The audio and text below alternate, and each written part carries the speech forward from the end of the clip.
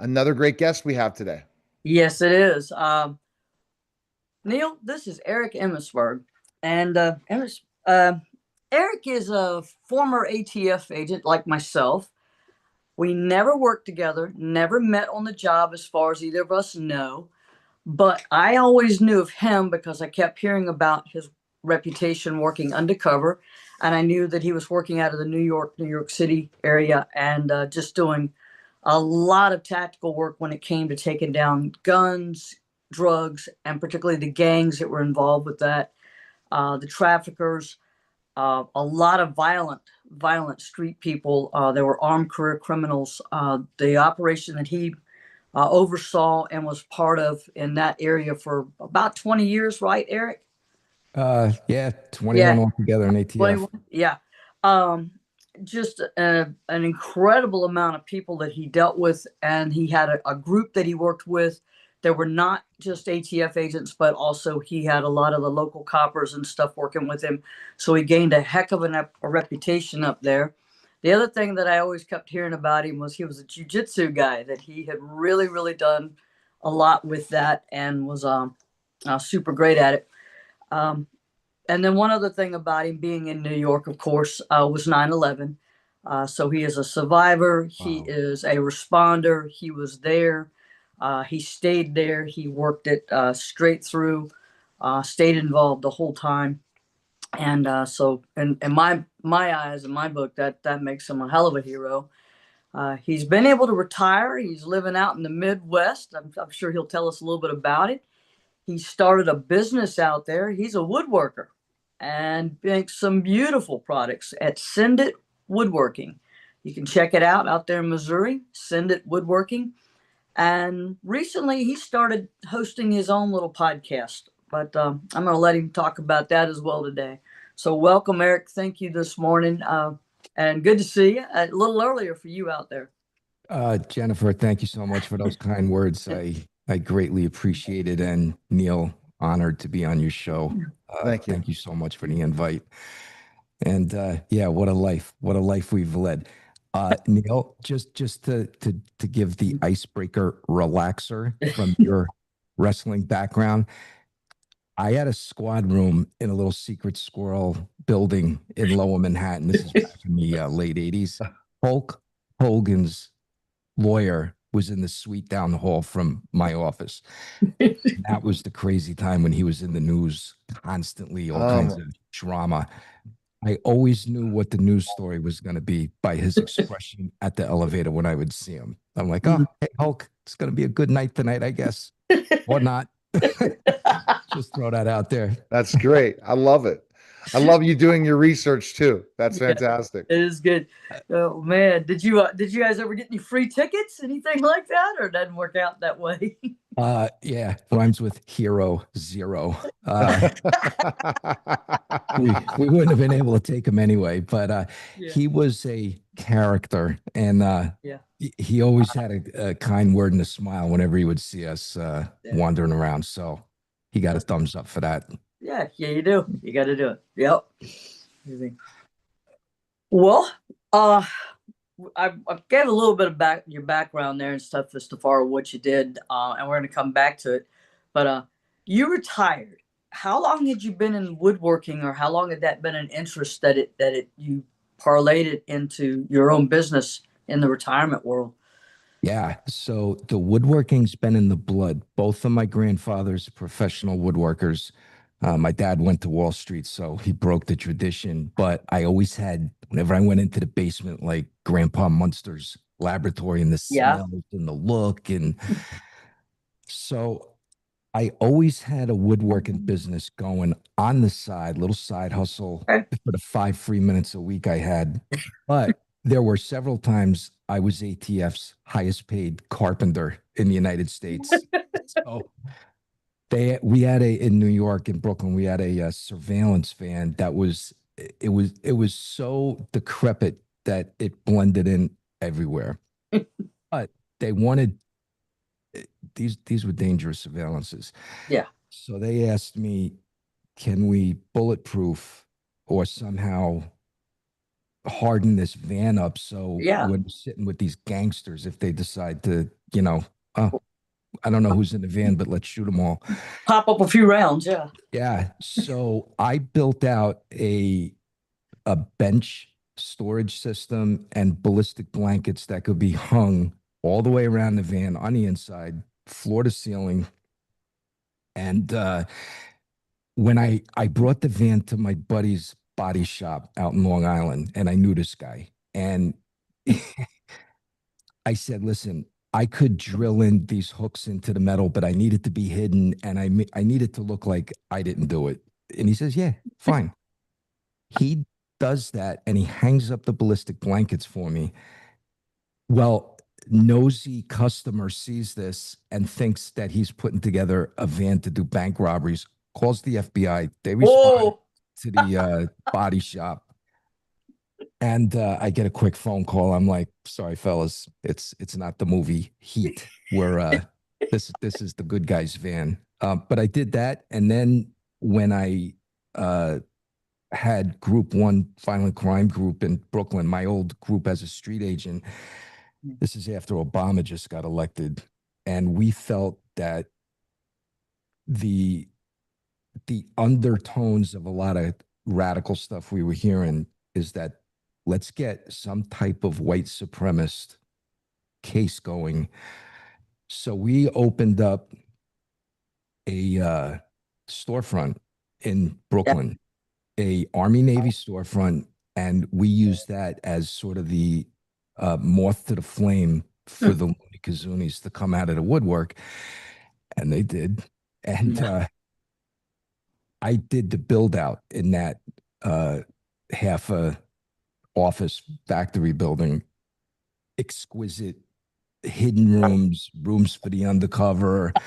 We lit when so a little better than the surveillance van. We bulletproofed that endeavor with proprietary steel from the M1 Abrams tank program.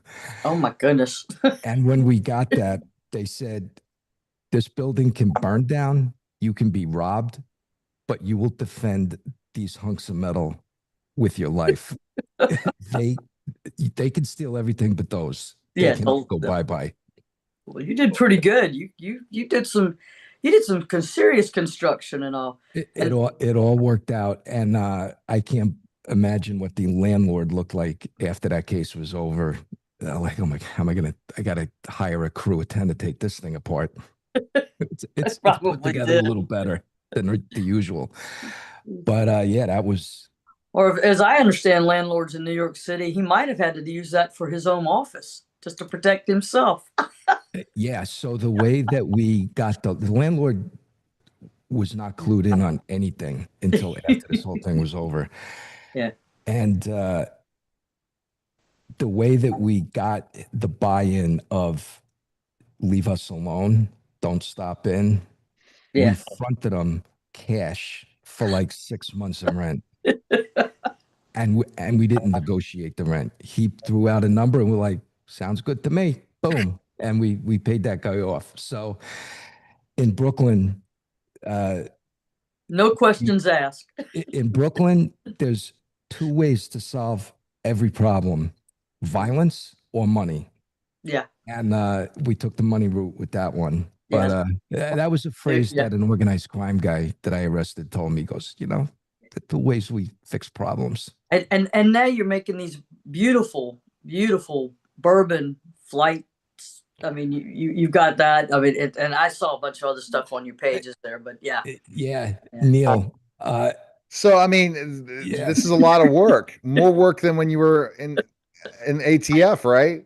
I am busier now. So literally the day that I retired from ATF, I built a production facility and a showroom that's about the size of my house on the other side of the driveway. Everybody thinks Oh I my have three goodness. houses. And Neil, if I have 10 free minutes in my life, I feel like I should be knitting a sweater. I cannot sit down. I cannot do nothing. So I opened up this woodworking business with the express intent of building turn of the century furniture. And then everybody came out of the woodwork. epoxy projects Yeah. with light boards, charcuterie boards, serving everything but what I wanted to do. And it keeps the lights on, so I have to give the masses what they want. But going back to my last 5 years running the task force in Kansas City, the way I got dragged out to that was they were going to stand up the largest task force in ATF nationwide. They wanted Yeah. somebody that had urban inner city experience. Would you be interested in doing it? And I had started my career in Kansas City. I jumped at the chance. My Yeah. kids can be raised in the Midwest, uh, which I call real America. Yeah. Uh, yes, ma'am. No, ma'am. Respect. No traffic. Half the cost of living at the coasts. Right. Fantastic. Yeah. And it just worked out well. One of my guys, we were in a lot of shooting incidents in Kansas City, and one of my guys had been shot 6 times, Mm. taking Oh down a murder my. suspect, and another one of my guys wound up shooting and killing the bad guy.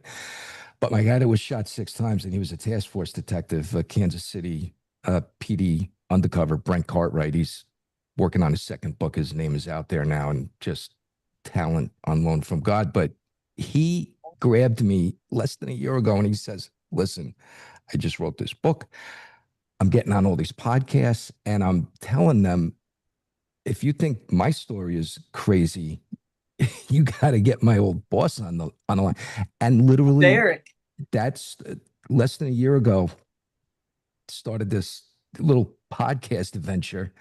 And like buying tools for the woodworking business, I buy once, cry once. So uh, the first podcast guy, a cop on the East Coast, thinks police see.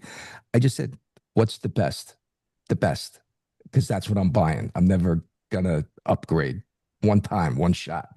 And so then I built this studio and all the gear, off to the races. And Neil, it's so funny when Jennifer hit me on the text this morning at like literally 7:30, said, "Hey, me Yeah. favor, can you jump into this thing?" I'm like, this is great. This is like being back in ATF. It's like something just happened. We need. No, this is how we do, man. I need you right now. You Yeah, can't and I say gotta no. say, Neil, I have a voice made for radio. You do. No, but you have both. But I think, yeah, not a but I, face. Well, what are the chances of this? So I had been a detective in Brooklyn, ATF in Brooklyn, and I did a lot of work out in the 7.5, 7.3, 8.3 area, East New York, Brooklyn North. And I moved 1,300 miles from New York to take over this Kansas City task force.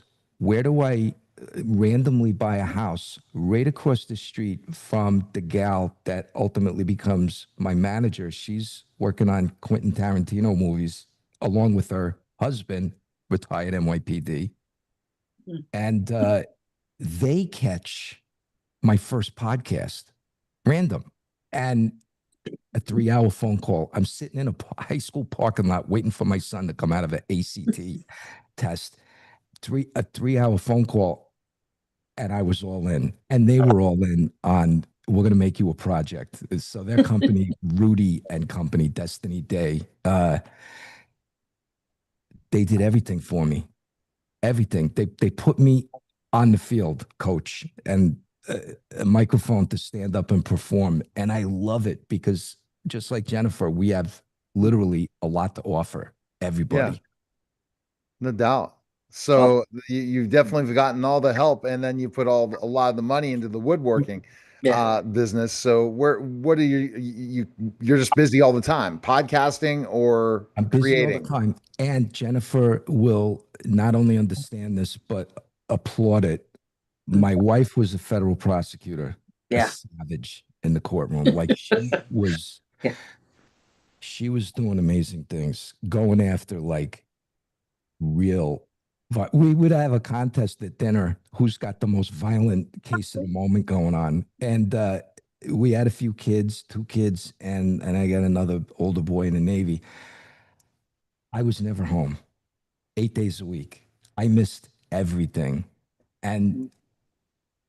my wife's office wanted to promote her. Like, hey, you need to, move up. and she had to keep saying, well, unless I'm going to leave my two kids on the curb and pick them up at midnight, somebody's got to take care of the kids. So she did all that. Well, I was going crazy. Like, I might be home tonight. I might be home in a month. And that happened a bunch of times. Yeah, it does happen At, like that, doesn't it?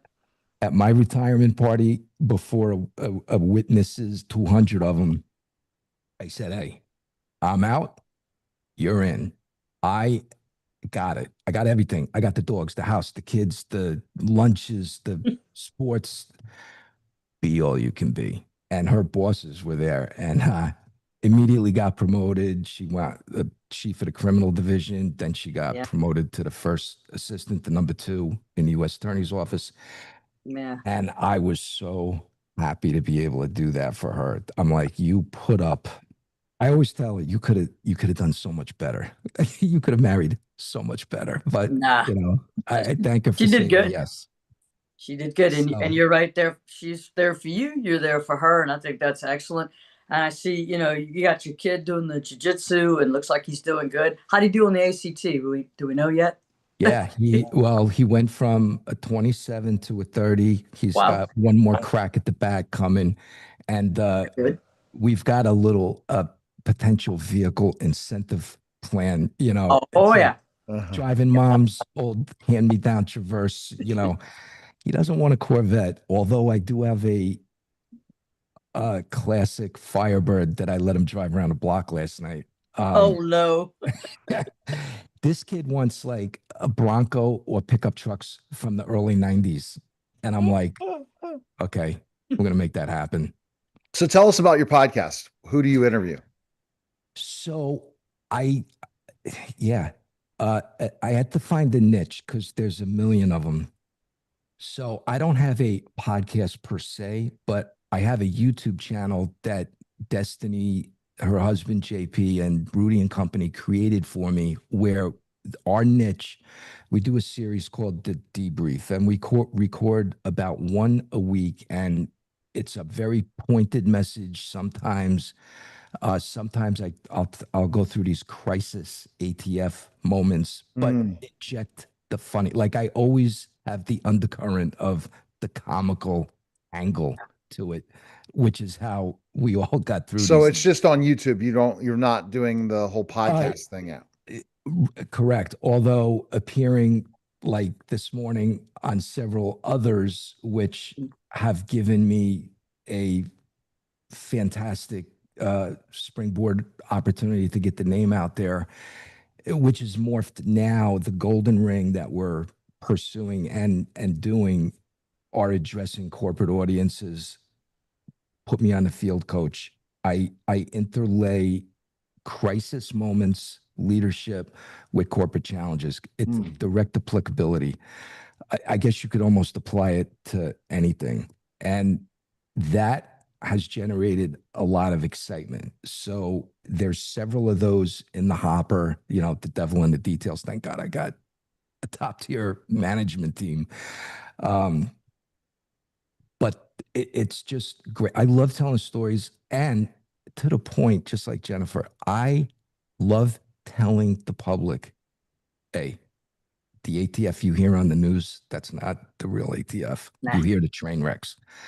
Uh, and we'll be the first ones to tell you that was a train wreck. Oh And yeah. what a few misguided individuals can really do to an agency. Yeah.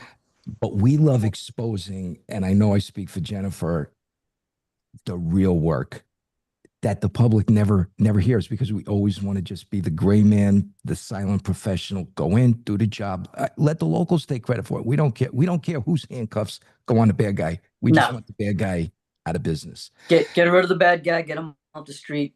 Just fix it. I mean, you can't just let the problem keep going. You can't keep letting neighborhoods be dominated by a gang or by just one or two armed career criminals. They got to go. They got to leave. They got Yeah, to they got to be locked up, and they got to stay locked up. the beauty of ATF is, Neil, we're literally like DEA or the marshals, the last of the federal in your face street cops. Like, we don't wear suits. I No. look around my squad room, everybody's, sneakers, shorts, and a t-shirt or flip-flops or, I go on a surveillance once and there's a cross racing motorbike in the back of my guy's van. And I'm like, he's like, yeah, I was out racing this morning. I'm like, that's ATF right there. Yeah. Um, so we have the ability, if you watch The Untouchables from the 50s with Elliot Ness being played by Robert Stack, and the in on the in was Walter Winchell narrating it. Like people tuned in to this drama thinking they were watching the news. And that put ATF publicly sort of on the map. And the way that Elliot Ness Task Force, going back to the 30s, Al Capone, all of that, the model is precisely the same. ATF agents joined with local superstar detectives. We make them task force officers. They got federal jurisdiction. And we walk down the hill and drill. Like if there's 100 bad guys, who's the three worst? Because that's who we're going to go after. And we have the ability, the backing, the money, and most importantly, the raw talent with the undercovers in ATF to crush the most violent segment. And that's really who we go after. 100 bad guys we could, but you're the three worst. You get the attention. Yeah, they got to go. And our agency has done so many great cases, so many search warrants, so many arrest warrants and all.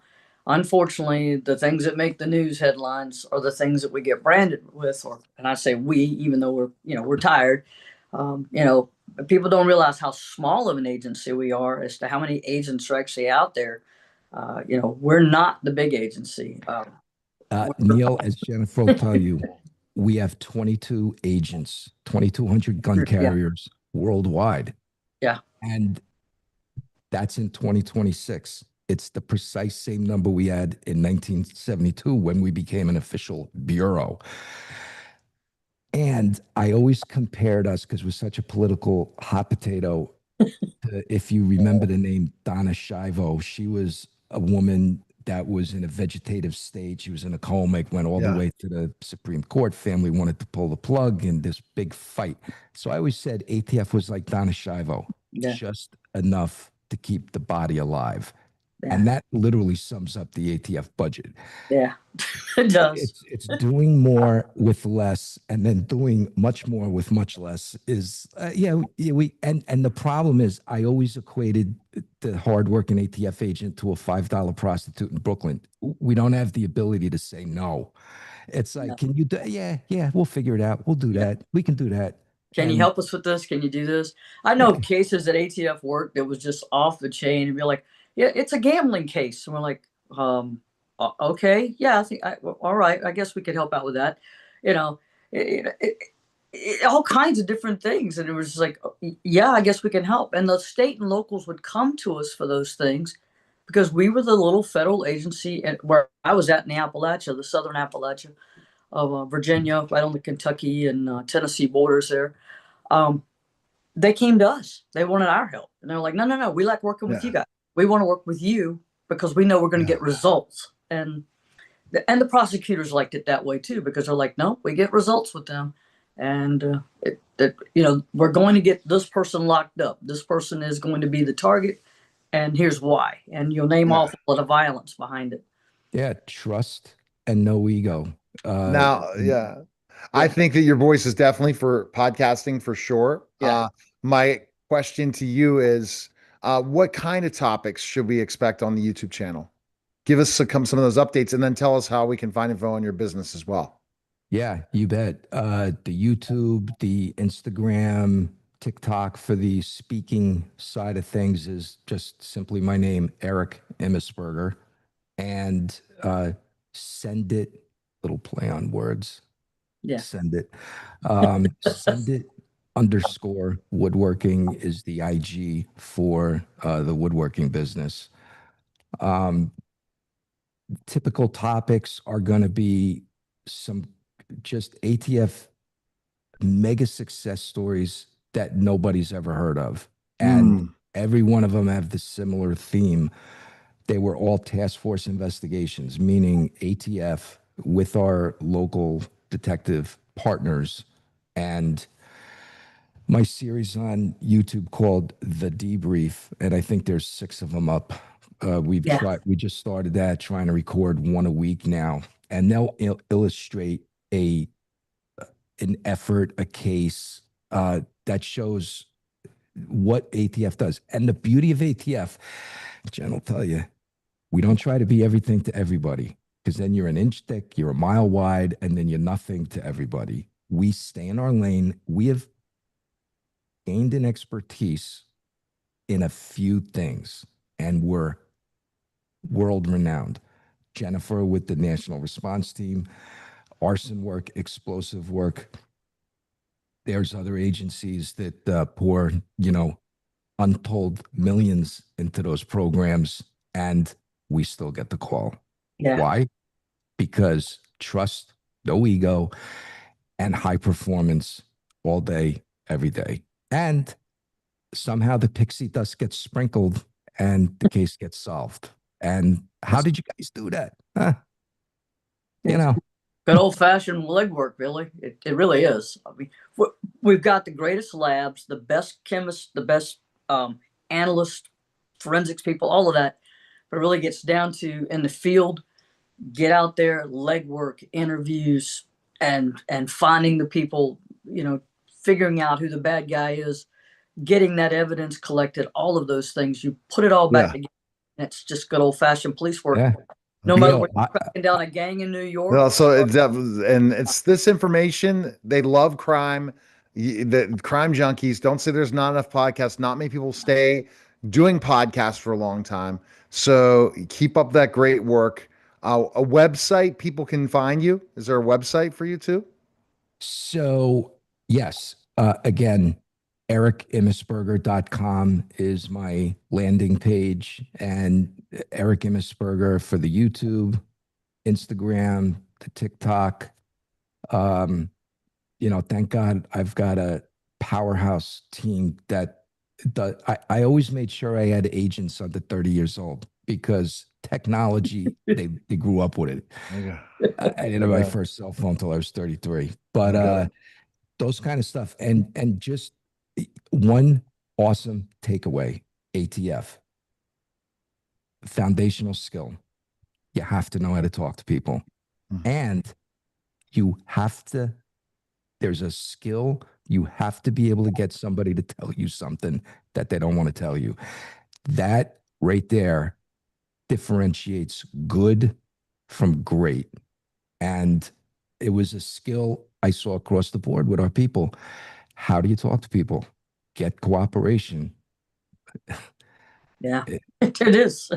Got it. All right. And go to you can pick up your book by going to jenniferclarksq.com, get an autographed copy, or they can go to Amazon or any other places. Appreciate it, Jennifer. Thank you very much. It's a great read. And by the way, book 2 and 3, Jennifer's going to be coming out with. They are. All right. Okay. Appreciate it, guys.